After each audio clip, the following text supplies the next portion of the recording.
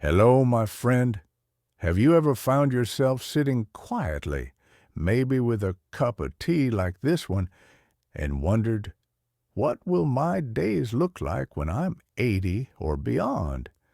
It's a question many of us tuck away, isn't it? We might brush it off with a laugh or tell ourselves, I'll cross that bridge when I come to it. But here's the thing. Understanding what lies ahead isn't about worrying. It's about empowering ourselves. So today, let's pull up a chair and talk honestly about life after 80. Not to frighten you, but to prepare you. Because knowledge, as they say, is the best companion we can have on this journey. Now, I want to be clear. This isn't a conversation about limitations. It's about awareness. It's like checking the weather before a walk. If you know rain's coming, you'll grab an umbrella. And with that umbrella, you can still enjoy the fresh air, smell the wet earth, and maybe even splash in a puddle or two. So let's talk about the realities we might face after 80. Not so we can dread them, but so we can meet them head on. The first reality is one we've all felt whispers of even now. Our bodies change, and they keep changing. You've probably noticed it already. Maybe your morning walk takes a bit longer, or your hands don't grip the jar as firmly as they once did.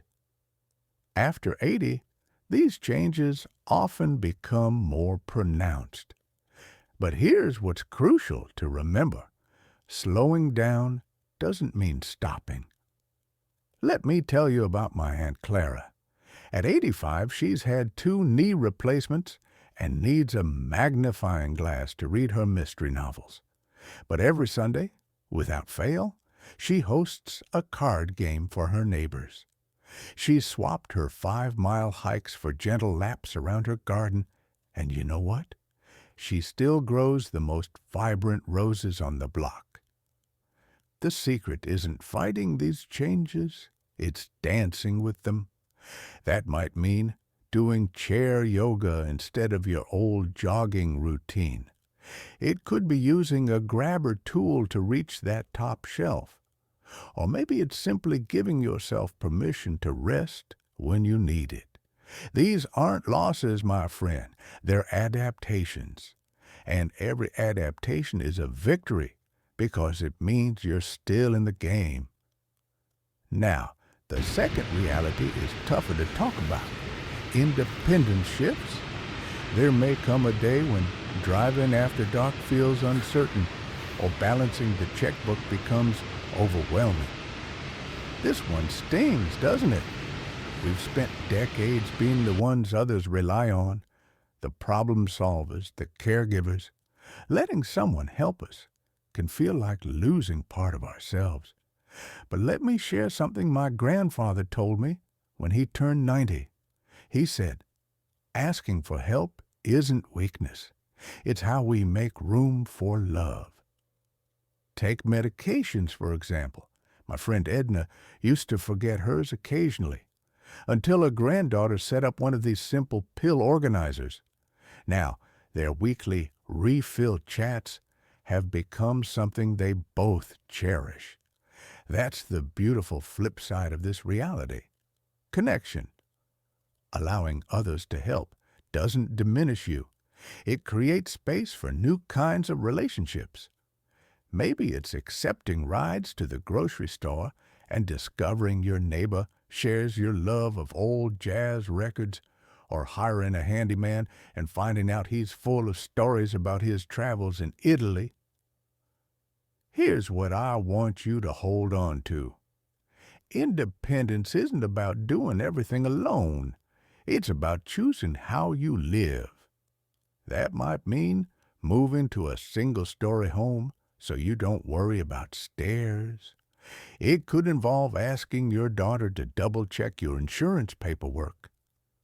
These aren't surrenders.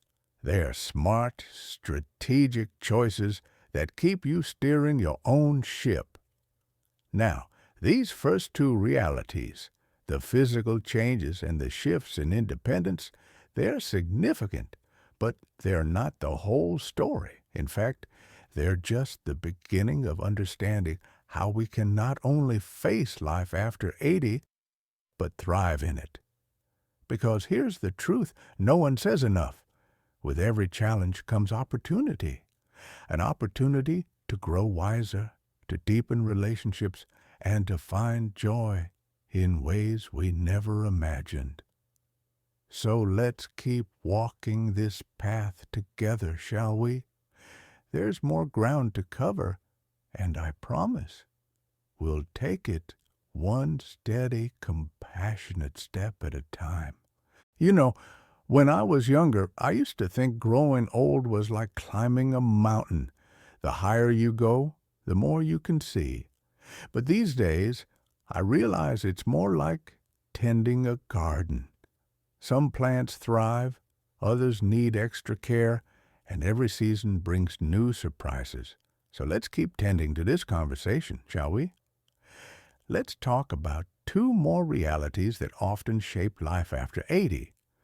Realities that might feel thorny at first, but can bloom into something meaningful if we nurture them. The third reality is one that catches many of us off guard. Social circles shrink, and loneliness can creep in. Now, this isn't just about losing friends, though that's part of it. It's about the quiet moments when the phone doesn't ring as often or when the house feels too still.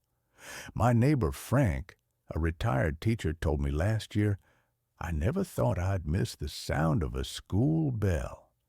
But here's the thing. Loneliness isn't inevitable. It's a signal, like a little red flag saying, hey, let's try something new. Take Martha, a viewer like you who wrote to me last month. After her husband passed, she spent months feeling adrift. Then, on a whim, she signed up for a pottery class at her local senior center. Now, at 82, she's making mugs she calls lopsided masterpieces. And she's found a whole new group of friends who don't care about perfection, just laughter. That's the key here. New connections don't replace the old ones, they honor them.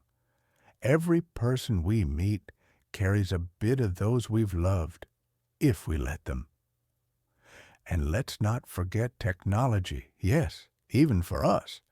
My cousin Helen, who's 84, resisted video calls for years. I'd rather see people in person, she'd say. But when her grandson moved overseas, she learned to use a tablet. Now they have tea time every Sunday, screen to screen. She even sends him voice messages with jokes she hears at bingo. It's not the same as a hug, but it's a bridge, and bridges keep us connected. Now, the fourth reality is one we don't discuss enough. Financial realities tighten. Fixed incomes, rising costs, unexpected medical bills. It can feel like walking a tightrope. I remember my friend Lou, a proud man who worked hard his whole life, telling me through tears that he'd had to ask his son for help with his prescription costs. I feel like I've failed, he said. But here's what I told him. You haven't failed. The system wasn't built for how long we're living now, and that's not your fault. Practical steps matter here. Something as simple as reviewing your insurance annually with a trusted friend or advisor if needed can uncover savings. Or downsizing with purpose. My Aunt Ruth moved to a smaller apartment and used the extra money to fund her dream of visiting every national park in her state. She rented an RV with a friend and took her time. No rush, no stress. That's the shift in mindset. It's not about having less. It's about making what you have worked harder for your joy.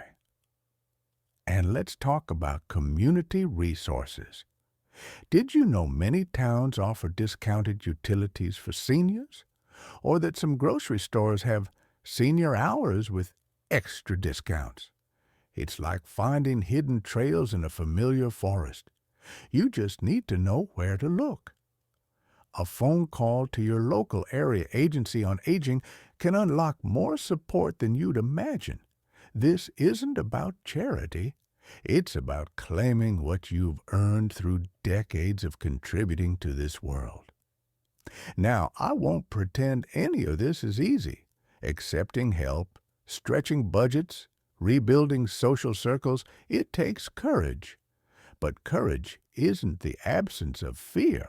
It's what happens when we say, "This is hard, but I'm still here, still trying." And here's the secret no one tells you. Every time you reach out, every time you adapt, you're showing the younger generations how to age with grace. You're leaving a roadmap for them. These realities, loneliness and financial strain, they're heavy, but they're also invitations. Invitations to simplify, to prioritize what truly matters, and to discover that even in the later chapters, there are new characters to meet and new plots to unfold. And as we navigate these waters together, remember, every storm you've weathered has made you wiser. Every challenge has given you tools. And those tools, they're not just for you, they're gifts you can share. There's a quote I've always loved by the poet May Sarton. A house that does not have one warm, comfy chair in it is soulless. Isn't that true?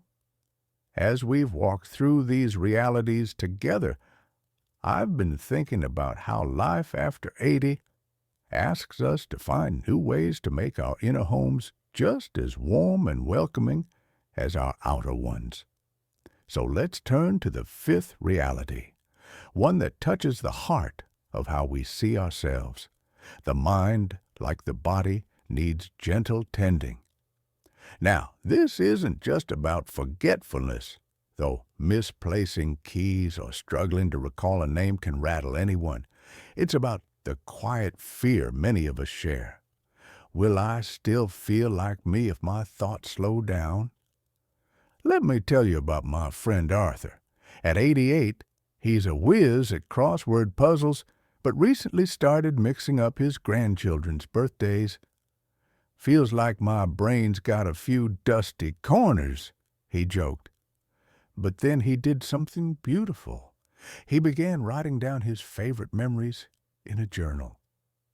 "Now when I forget," he said, "I just flip back and meet my old self again." Here's what Arthur taught me. A changing mind isn't a broken one. It's a library, rearranging its shelves. Maybe you'll need more reminders on the fridge or a little extra time to find the right word. But those adaptations, they're proof you're still growing. Simple habits can keep that light glowing. Reading aloud to yourself, even if it's just the morning paper. Playing music from your youth while you fold laundry, or trying something entirely new, like my neighbor Ida, who took up watercolor painting at 90. Her first pieces were just blurry shapes, but now her walls are a gallery of happy accidents, as she calls them. And let's not underestimate the power of connection.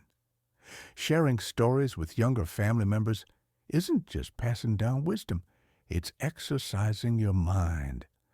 Every time you explain how you used to mend clothes or recall the smell of your mother's kitchen, you're keeping those neural pathways vibrant.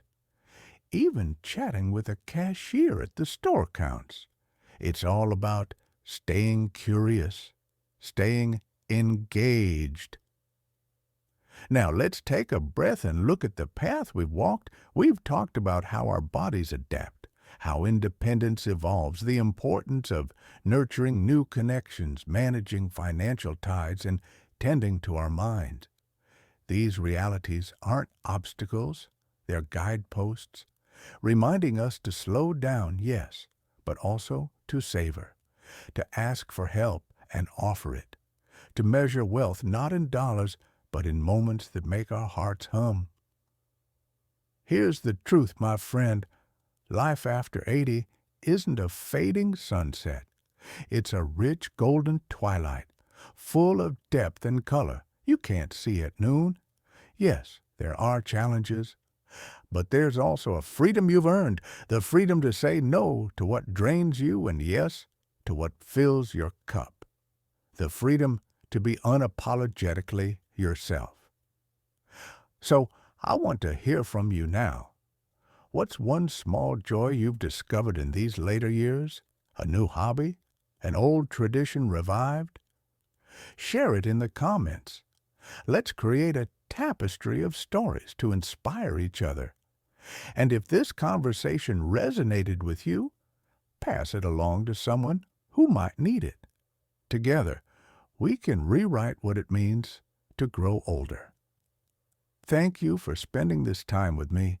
Remember, aging isn't about losing the spark. It's about learning new ways to let it shine. So keep tending your garden, my friend. However the seasons change, there's always beauty to be found.